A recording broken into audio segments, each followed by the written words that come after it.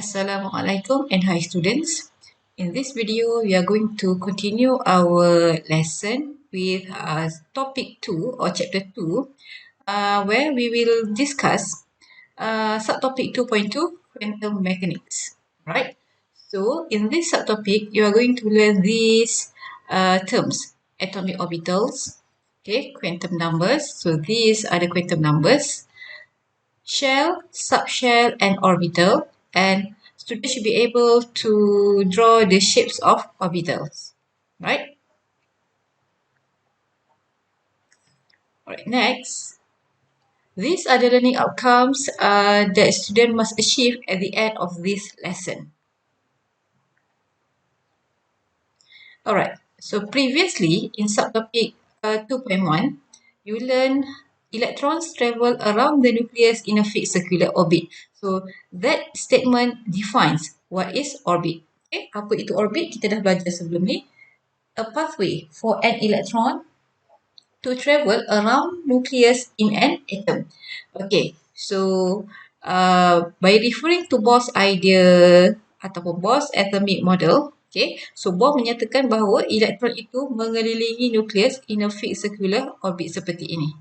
Okay, but now, since, okay, the idea from Bohr's theory ada sedikit kelemahan, okay, some weaknesses yang telah diperbaiki oleh de Broglie and juga Heisenberg, di mana disebabkan elektron itu bersifat seperti particles dan wave, jadi dia ada dual nature, dan according to Heisenberg, it is impossible to know simultaneously the location and momentum of an electron in an atom. Jadi kita sebenarnya tak boleh mengetahui di manakah elektron itu berada dalam sesuatu atom dengan tepat. Apa yang kita boleh guna adalah konsep probability ataupun kebarangkalian. Jadi, selepas diperbaiki oleh de Broglie, Heisenberg dan beberapa saintis yang lain, maka konsep orbital pun diperkenalkan. Orbital concept introduced. Okay, so what is orbital?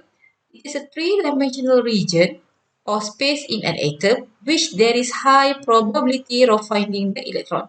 Three-dimensional region or space in an atom where there is a high probability of finding the electron.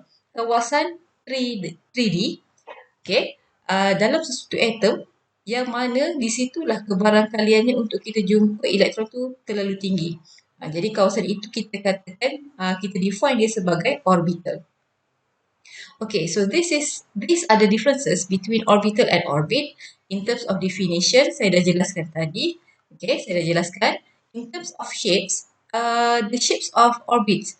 Orbits have circular or elliptical shape, whereas for orbitals, they have various ataupun variety of shapes.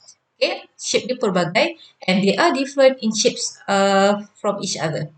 In terms of distance from nucleus, kalau orbits have fixed distance from nucleus, whereas orbitals have variable distance from nucleus. Jadi untuk orbital, jarak dia daripada nucleus itu adalah berbeza.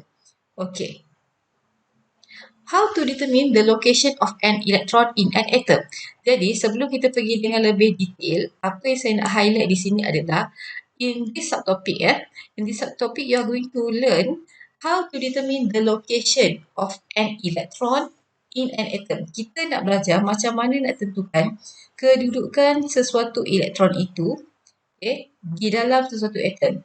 So it must based on 4 quantum numbers, okay, N, M, L and S, okay, ataupun N, L, M, S.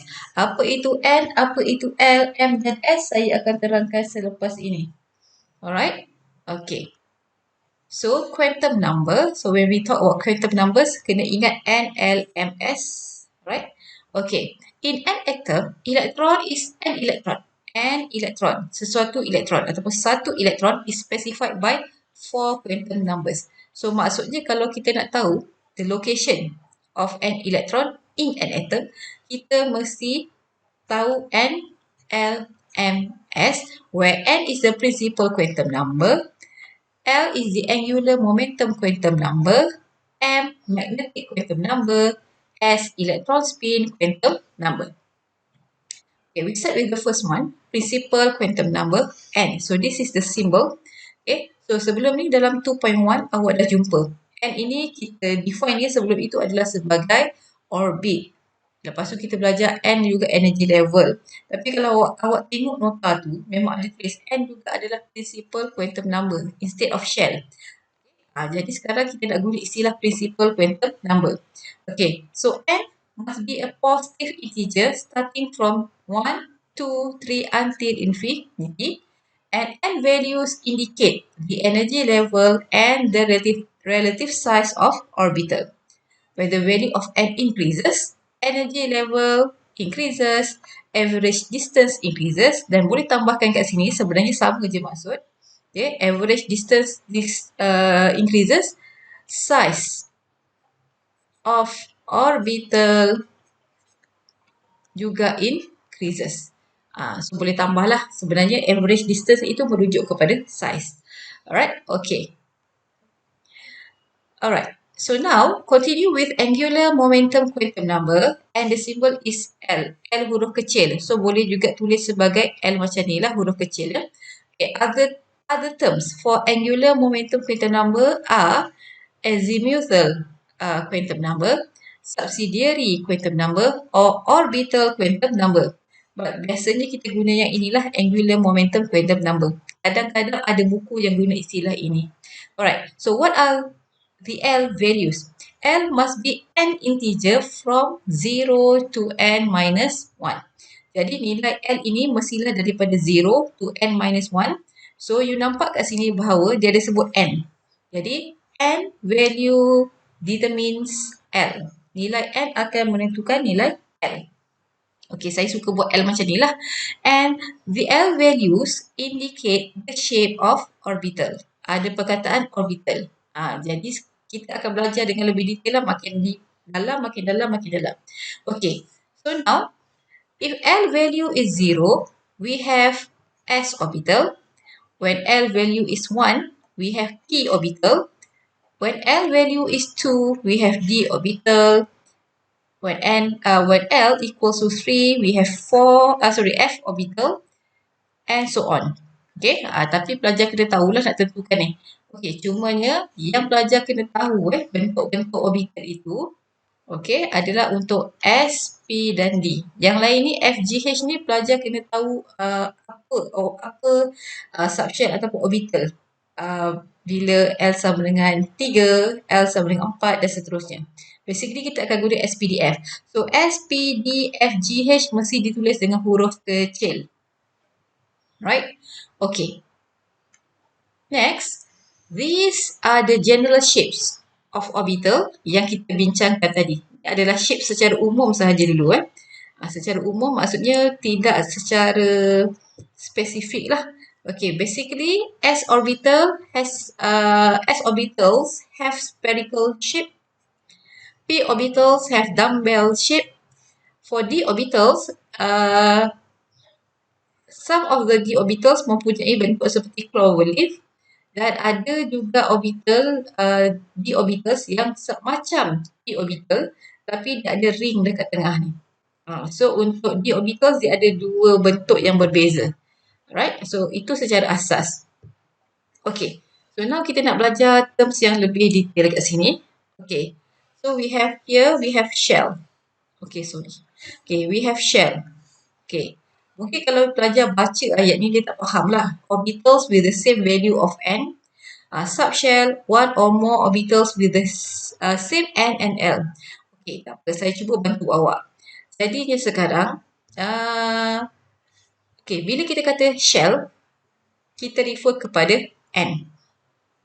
Okay, bila kita sebut subshell, okay, kita akan refer kepada L. Okay, jadinya sekarang sebagai contoh, dekat sini pun kena beri perhatian. When n equals to 1, okay, berapakah nilai L? Ini tadi saya dah sebut di mana n values determine L. Nilai n akan menentukan L. Jadi, kalau n sama dengan 1, nilai L, okay, tadi kita dah belajar masa kita belajar angular momentum quantum number, nilai L adalah from 0, okay, to n minus 1. Ini kalau pelajar yang suka hafal formula memang dia akan tengok yang ni lah. Tapi sebenarnya macam ni je. Kalau n tu sama dengan 1, when n equals 1, L value mesti ada satu nilai. Mesti start dengan 0. So, when n equals 1, L mesti 0. Okay. When L 0, nilai L akan menentukan subshell. So, when L 0, okay, subshell dia adalah S. Tapi disebabkan kita dah tahu n equals 1, maka subshell dia adalah 1S. Okay, dalam shell ada subshell. Okay, jangan risau, nanti saya akan tunjukkan satu contoh mudah ataupun analogi. Okay, when n equals to 2. Kalau n equals to 2, okay, you tengok kat sini, saya kecilkan sikit. Okay, when n equals to 2. Kalau n sama dengan 2, nilai L mesti ada dua nilai juga. Nilai L kita dengar betul-betul. N dengan L ni lebih kurang je bunyi dia. Nilai L mesti ada dua nilai juga.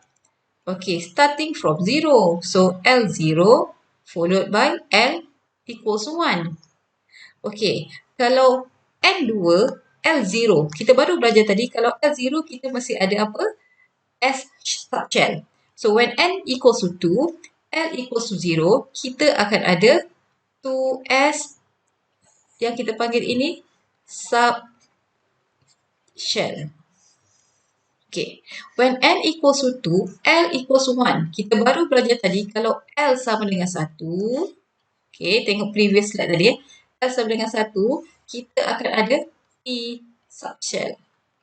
P subshell. Jadi dekat sini kita akan ada P subshell. Tapi sebab kita dah tahu N sama dengan 2, maka kita akan ada 2P subshell. Okay. So, shell secara asasnya, elektron berada dalam sesuatu atom. Dekat mana? Dekat orbital. Sekarang ni kita nak menentukan orbital, kita kena tahu dulu shell, subshell. Okay. Dalam shell mesti ada subshell dan ada orbitalnya. So, orbital itulah kawasan yang elektron tu berada. Okay. So, ini dua contoh yang mudah lah. Okay. Next. Okay.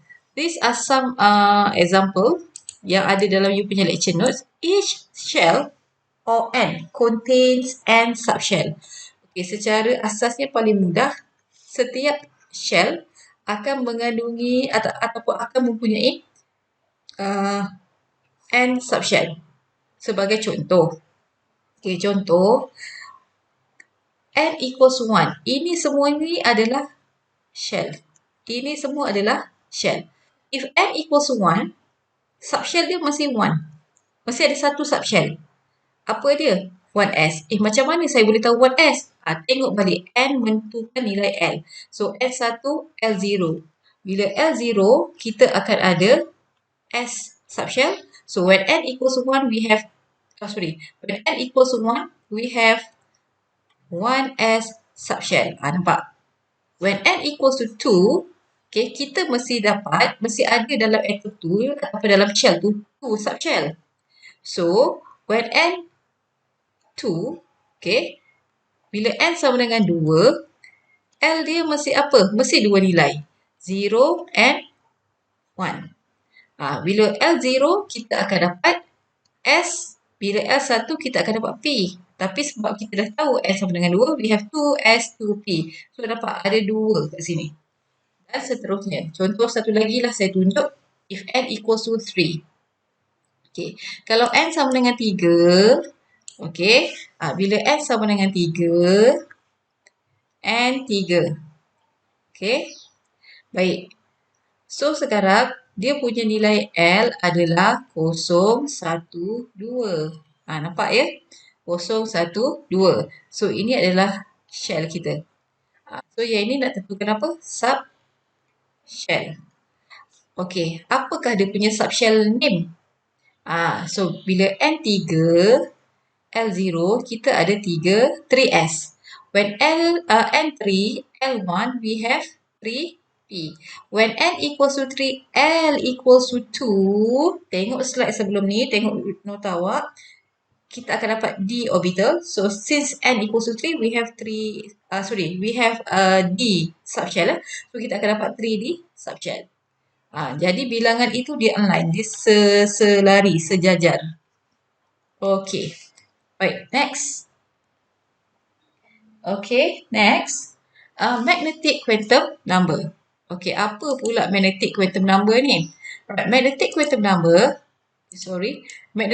number indicates, okay, magnetic quantum number indicates the orientation of orbital in the space around nucleus. Dia menunjukkan orientasi orbital in the space around the nucleus. Macam mana orbital itu, SPD itu tadi spesifik secara umumnya, berada pada ruang dalam atom. Okay, so it is determined by M value. Okay, M value. Okay, so now what are M values? So M values, it is an integer from negative L through 0 through positive L. So kalau tak jelas, saya tulis macam ni lah. Nilai M ini daripada nilai L. Start daripada negatif L, okay, melalui kosong, 0, melalui sampailah positif L. Okay, for example, let's say I have L equals 1. So, these are M values when L equals 1. So, start with negative 1, 0, positive 1. And if we have L equals to 2, M values are negative 2, negative 1, 0, positive 1, positive 2. Okay, so nilai-nilai M ini ada dua maksud. Satu, maksud dia orientation of orbital. Okay, satu lagi, how many orbitals exist, wujud. Okay, jadi kalau you nampak kat sini, istilah yang you kena tahu adalah shell, subshell, orbital. They are different. Okay, kejap lagi saya akan terangkan. Okay, jadi kalau kita lihat di sini, bila M ini ada 3 nilai, merujuk kepada ada 3 orientation yang berbeza, and there are 3 orbitals. Okay, there are 3 orbitals. For these values of M, okay, you nampak ada 5 nilai, merujuk kepada ada 5 orientation orbital yang berbeza, and there are 5 orbitals exist when L equals to 2. Okay. Baik. So, yang ini saya dah terangkan. The number of M indicates the value of orbital in a subshell with a particular L value. Mungkin bacaan nota ayat dia tak faham, tapi saya dah terangkan tadi. Okay, nilai M ini merujuk kepada ada berapa banyak orbital. Okay, kenapa P orbital kat sini? Sebab L equals to 1. So, kenapa kat sini dia kata bila there are 5 D orbitals. Okay, kenapa D orbital? Sebab L equals to 2, D orbital akan wujud. Okay. Alright. Okay.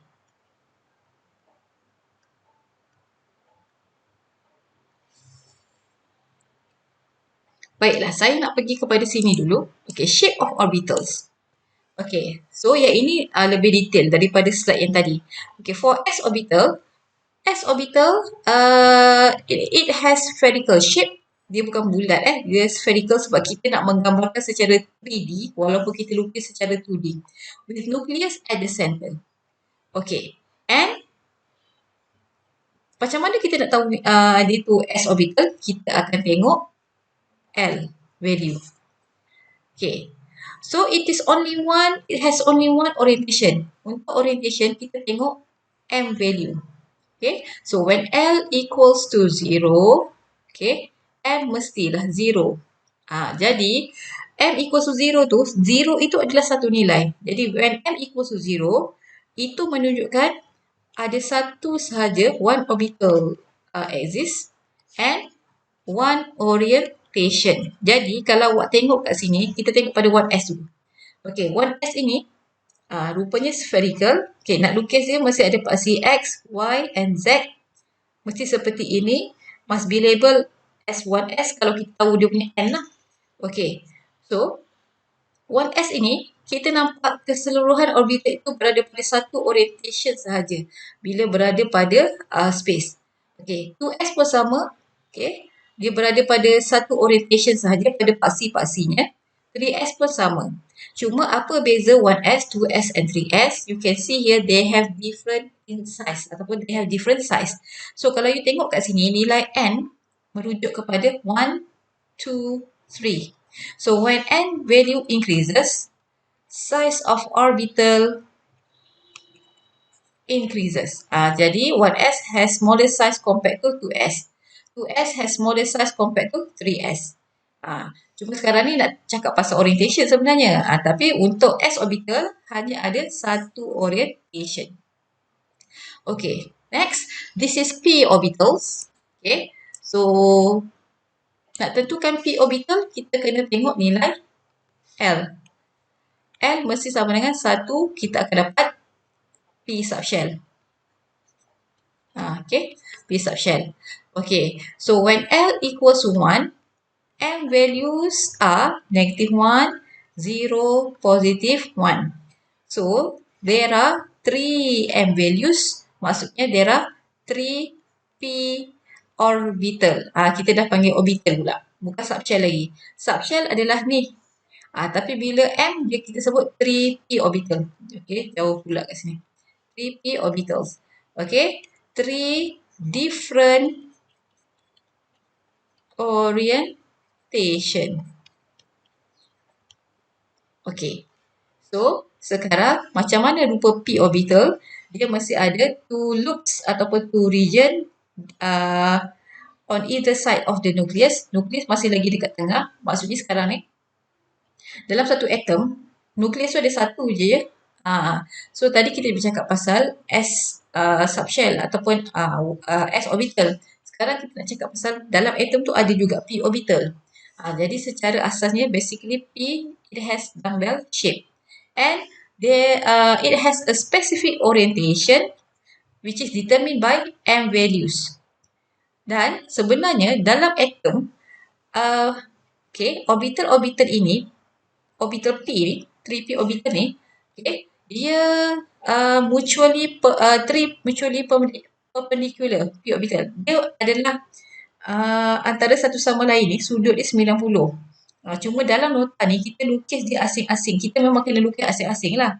Okay, jadi apakah orientationnya? You kata tadi ada, saya kata tadi ada 3 different orientation kan? So, we have PX, P huruf kecil, X tu subscript PY, and we have PZ. So tengok when for PZ orbitals, the two loops lie along Z axis. For PX, two loops lie along X axis, and for PY, two loops lie along Y axis. Tapi sebenarnya hakikatnya dalam sesuatu atom, mereka ni berada antara satu sama lain pada sudut 90 degree. So kita yang kena lukis asing-asing kita tak boleh lukis combine. Sebenarnya ikutkan gambarannya dalam satu atom kita akan ada contohlah 1s orbital. Okay, kita ada paksi kan. Okay, paksi Z, paksi X. Okay, paksi Y. Okay, kita ada 1s orbital. Kita ada 2s orbital. So, bila n sama dengan 2, kita akan ada, boleh jadi kita ada p orbital. Okey, bercakap pasal p ni, maksudnya dalam atom tu ada 1s, 2s, 2p orbital. Contoh, 2p kan. Okey, ini sebenarnya baru saya terperasan. Saya bukan nak tulis 3p, saya nak tulis 3. Okey. P orbital, sorry kelas. Okey, jadi bercakap pasal P orbitals ni, dia berada macam mana? Orientationnya pada space dekat nukleus dalam atom tu macam mana? Okey, dia macam ni. PZ. Okey. This is PX.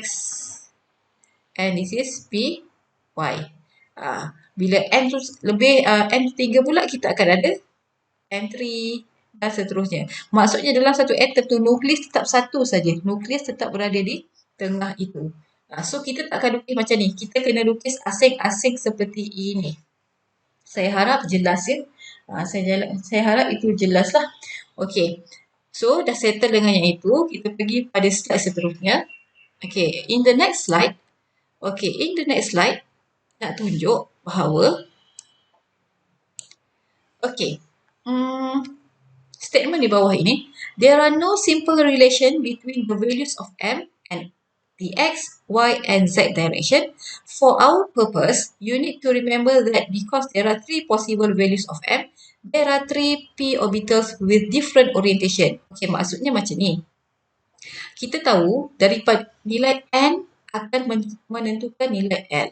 L akan menentukan nilai M. Okey, sekarang kita nak bercakap pasal nilai M. Contoh di sini, we have 3 M values for p orbital. So, tidak semestinya M negative 1 mesti px. Okay? M0 mesti py, M positive 1 mesti pz. Tak semestinya. Dia boleh mana-mana. Sebab itu dia kata there are no simple relation between the values of M and the X, Y and Z direction. Okay. Boleh jadi kita nak mudah biasanya kita buat macam tu lah. Okay.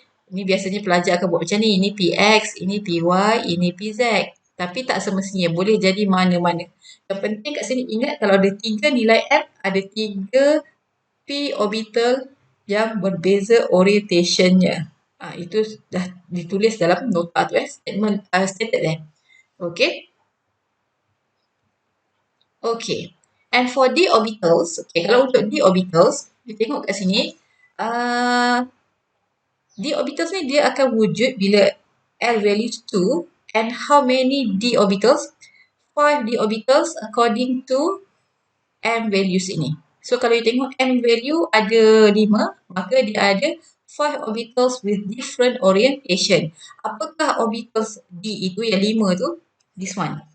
dxy, dyz, dxz, dx squared, y squared and dz squared. So cara tulisnya seperti ini ya. Okay. For dxy, dyz, dxz, dx squared, y squared, this orbital dia punya rupa tu looks like clover leaf shape. Macam lah. Macam bunga macam ni. So, kita bukan nak lukis bunga kita lukis orbital.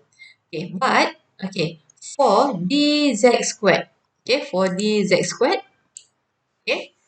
Okay. There are two major loops lie along z axis. Nampak ni ada 2 loops. Loop ni yang ni Okay, berada sepanjang paksi z. And don't forget ada ring at the center kat tengah ni. Okay. Jadi sebab itu tadi saya awal-awal dah sebut untuk d orbital dia ada 2 rupa. Bentuk dia ada 2 bentuk yang berbeza. Okay. Baiklah. Ini adalah bentuk 5 d orbitals untuk d orbital lah, tak kisahlah 3D ke 4D ke 5D ke. Okay. So yang ini awak kena perhatikan betul-betul. Saya nak nanti kita bincang dalam tutor macam mana belajar cara lukis setiap orbital termasuk S dan juga P orbital. Okay. Boleh tengoklah macam mana. Okay. Kena praktis. Alright. Kena praktis. Sebab student boleh ditanya ataupun diuji dengan melukis inilah. Okay. Next. Last sekali sebelum saya pergi kepada contoh ataupun nak bantu awak fahamkan. Okay. We are going to discuss electron spin quantum number. The symbol is S huruf kecil. So, tadi kita dah belajar apa? N, L, M. Sekarang kita nak belajar S. So, S ini adalah electron spin quantum number. It is represent, this electron spin quantum number represent the spinning motion of the electron in its own axis. So, elektron ini dia sentiasa berputar lah pada paksi-paksinya. So, itu ada satu bidang lain lah yang kita tak belajar kat sini. Okay. And the spinning motion of the electron in its own axis represented by arrows ini. Okay, satu arrow ke atas, satu arrow ke bawah. Dan there are 2 values of electron spin. quantum number. Positive half and negative half. So nilai sign positif ini wajib tulis Okay. So since there are two possible values of electron spin quantum number, it shows that there are two possible motion of an electron, sama ada secara clockwise or anti-clockwise. Okay. Therefore, each orbital consists of two electrons with opposite spin.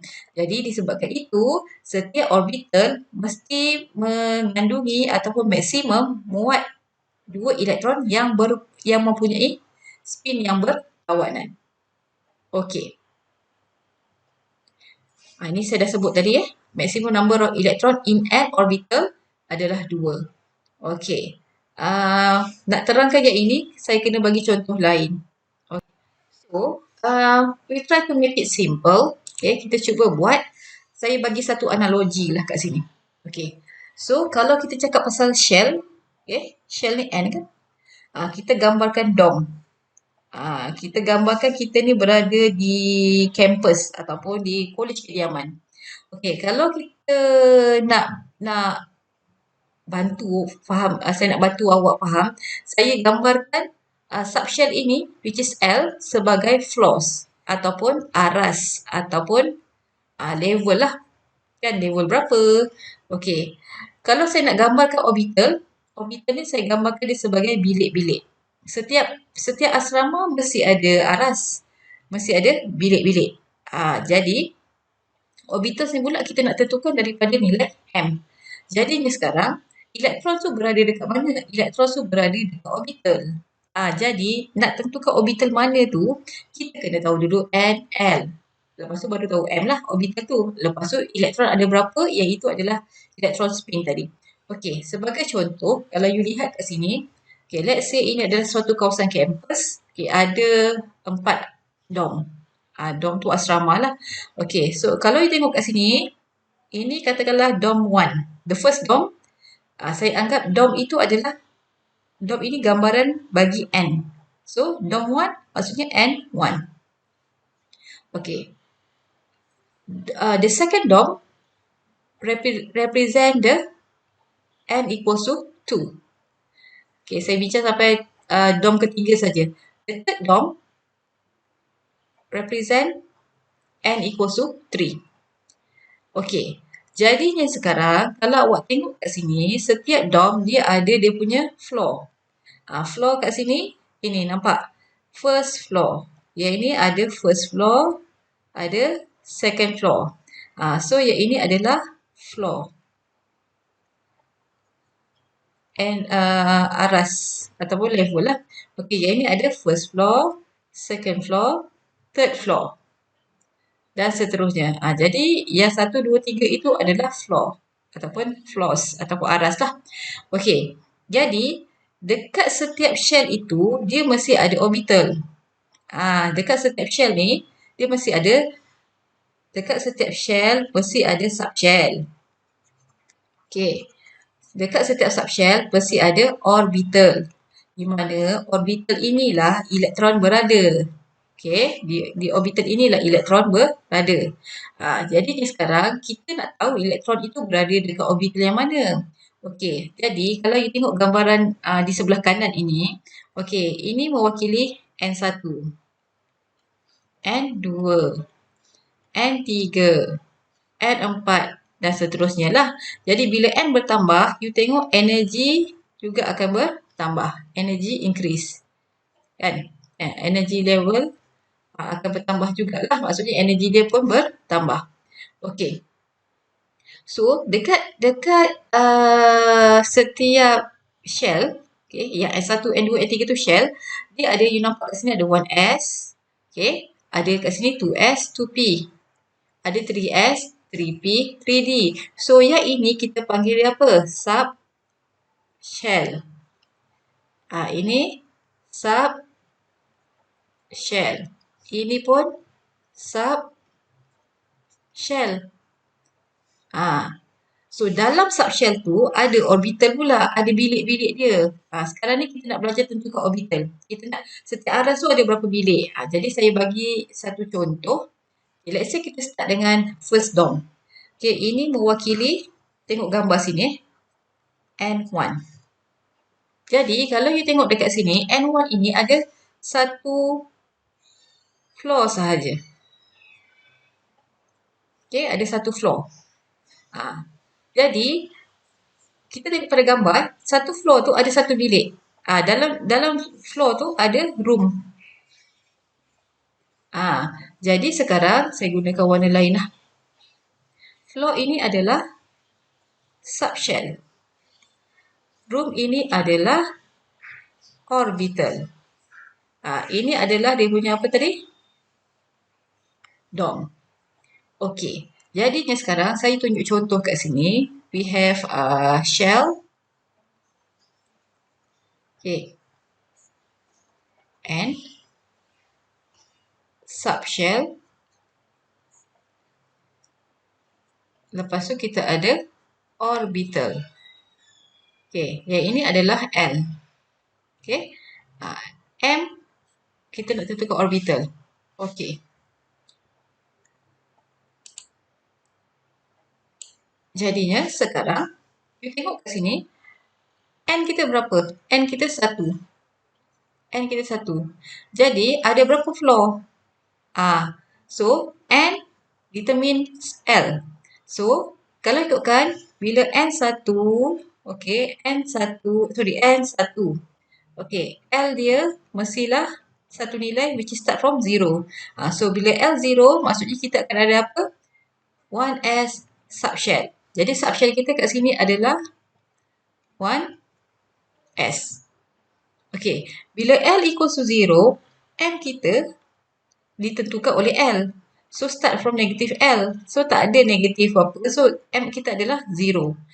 Jadi ada satu nilai M merujuk kepada satu orbital dan satu orientation. So what is the orbitals that occupy N equals to 1? Jawapannya 1S. Okay. Jadi kita boleh gambarkan macam ni lah.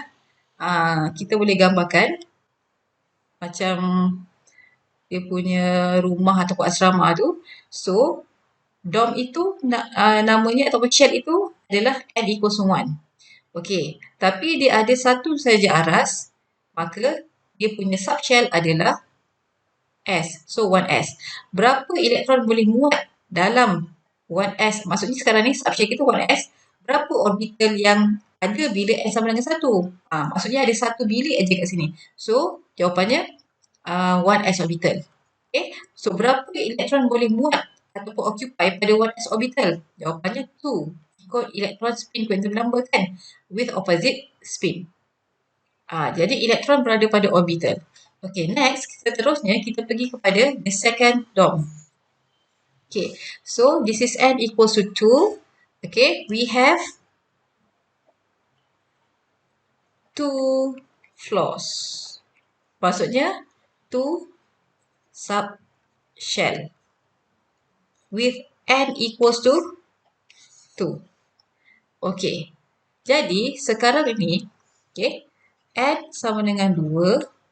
L kita mesti ada 2 nilai. 0, 1.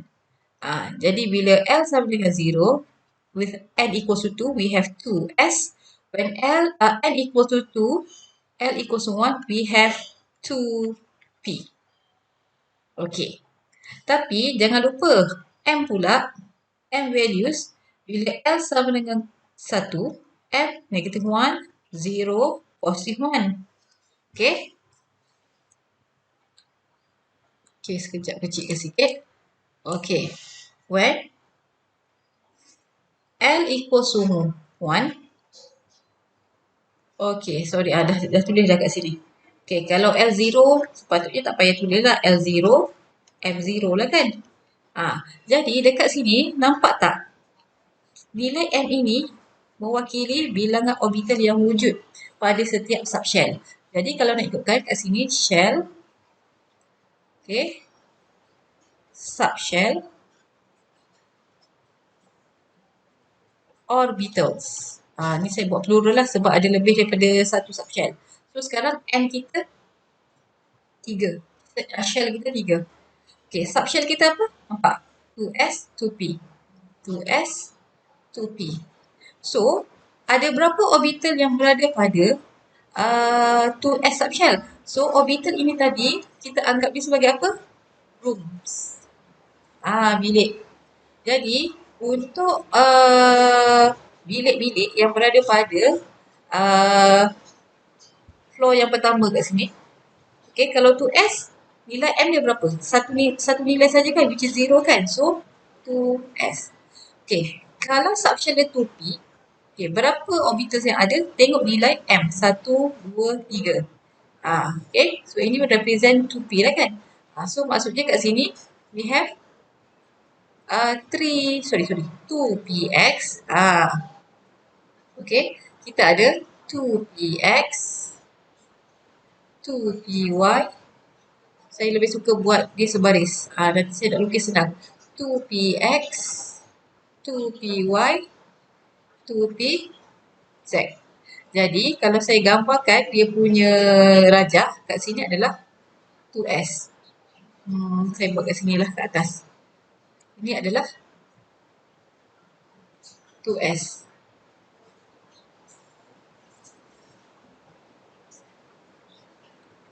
Okay, sekejap saya buat kat sebelah sini lagi mudah. Dia lebih sesuai. Okay. Ni lah. 2S. Okay. Ada satu bilik je dekat mana? Dekat level yang pertama tu. So, 2P ada 3 bilik. 2P ni ada 3 bilik. So, 2P tu subshell. 2px, 2py, 2pz adalah dia punya orbital. Berapa elektron boleh muat? Setiap satu orbital muat 2 elektron. Jadi ni sekarang, ini adalah 2px katakanlah. Ini 2py. Ini 2pz. Okay. Jadi gambarannya macam ni lah. Kalau ini adalah dom. Kan? Dekat sini ada one room. Ni dom 2 sini ada 3 room. Nampak? Room.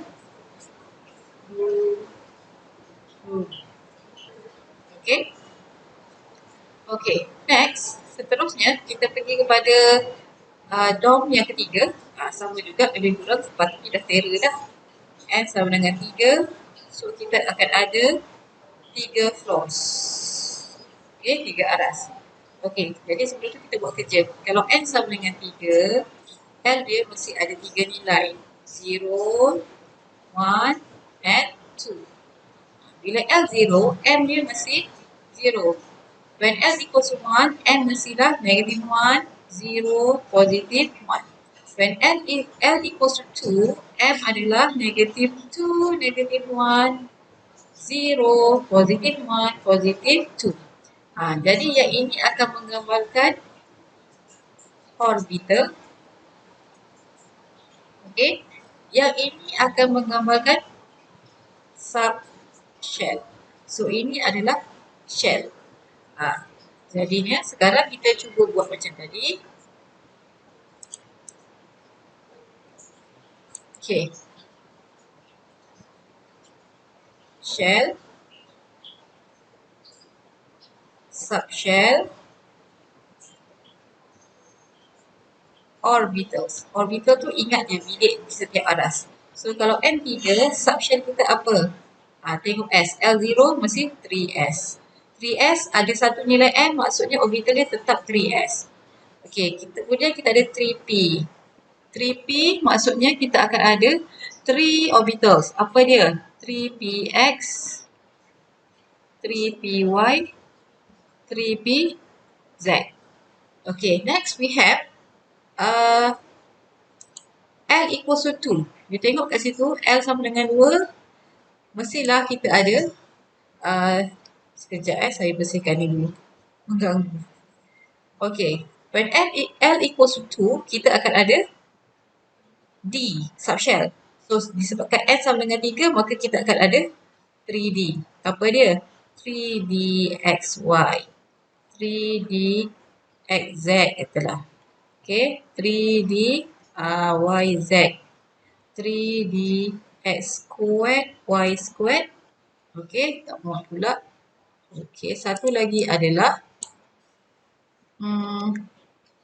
3D Z squared. Jadinya sekarang kalau kita gambarkan ini bilik pada first floor dorm 3. Okey, ini bilik pada second floor dorm yang ke-3, 3P. Ini adalah bilik-bilik 1, 2, 3, 4, 5. Okey, padam sikit di tepi ni lah. Dia sebenarnya kena lukis properly ya. Ini adalah bilik untuk aras yang ketiga tu. Jadi setiap satu ni, okay, ini, kita panggil dia subshell. Okay. Dekat subshell ada orbital. Dekat subshell tu ada orbital yang diisi oleh elektron. Jadi kalau untuk 3s orbital, maksimum boleh muat 2. Okey, kat sini kita ada 3px, 3py, 3pz. Setiap satu kotak tu mewakili satu bilik. So, maksimum muat 2 juga. Okey. Yang ini pun muat 2. Maksimum 3D boleh isi 10 elektron. Jadi ini mewakili satu orbital, satu orbital, satu orbital. Okey, baiklah. So sekarang saya nak pergi kepada slide yang terakhir. Maksudnya sekarang saya nak tambah sikit. Ni mungkin kat sini saya boleh tulis orbital. Okey. So when n equals 1, L0, M0, subshell kita memang 1s. Tapi apa dia punya orbital? Orbitalnya adalah 1s juga.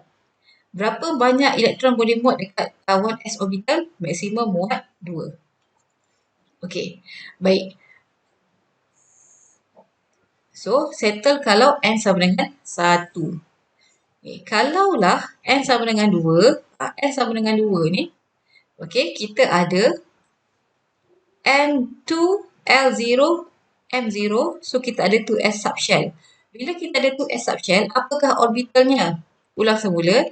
When n equals to 2, L0, M0, subshell dia 2s, kita akan ada orbital apa? 2s. So, 2s muat berapa elektron? 2. Okey. So, when n equals to 2, L equals to 1, m values adalah ini, negative 1, 0, positive 1. Kita ada 2p subshell. Okey, untuk 2p subshell, kita ada apa? 2px, 2py, 2pz. Di mana setiap satu tu muat 6 elektron. Maksimum boleh isi 6. Jadi, total elektron that can occupy bila n equals to 2 adalah 8 electrons. Mana datang? 2 campur 6. Okey. Okey. Contoh kat sini. When n equals to 3, L0, M0, we have 3s subshell. Okay, so the orbital also 3s. Kat sini 3s orbitals. And maximum number of electrons that can occupy 3s orbital adalah 2. Okay, when n equals to 3, L equals to 1, M negative 1, 0, positive 1, we have 3p subshell. So, kita ada kat sini 3px, 3py, 3pz. So, setiap satu tu muat 2. Jadi, total kita akan ada 6 elektron. Okay. And when n equals to 3, L2, M negative 2, negative 1, 0, positive 1, positive 2. Kita akan ada 3D subshell. Jadi, 3D subshell, kita akan ada apa? 3dxy, 3dxz, 3dyz. Apa lagi? 3dx squared y squared and 3d z squared. Jadi setiap satu ni muat 2, 2, 2, 2, 2 elektron. So kat sini 10. Jadi total elektron yang boleh mengisi shell n ketiga, the third shell n equals to 3 adalah 18. Mana datang? 2 campur 6 campur 10. So, saya harap video ini membantulah untuk awak buat tutorial chapter 2 nanti ya kelas. Okay. kita sambung lagi lah dalam kelas yang akan datang. Thank you.